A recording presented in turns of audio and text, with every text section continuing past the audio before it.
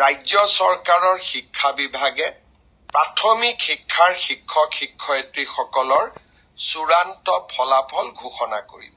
অৰ্থাৎ আজি এই ঘোষণা কৰাৰ প্ৰক্ৰিয়া সমাপ্ত হ'ব।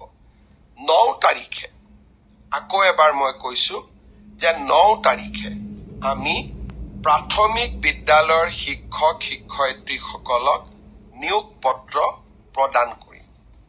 তাৰ পিছতেই আমি নৱেম্বৰ মাহৰ ভিতৰতে পুলিচ কনিষ্টবলসকলক নিযুক্তি দিয়াৰ ব্যৱস্থা কৰিম।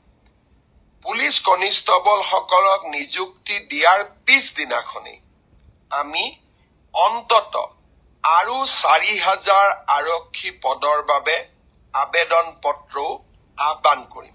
অৰ্থাৎ নিযুক্তিৰ পৰম্পৰা আমি চলাই ৰাখিম, যাতে অসমৰ যুৱক-যুৱতী কেতিয়াও আশাহত হ'ব নালাগে।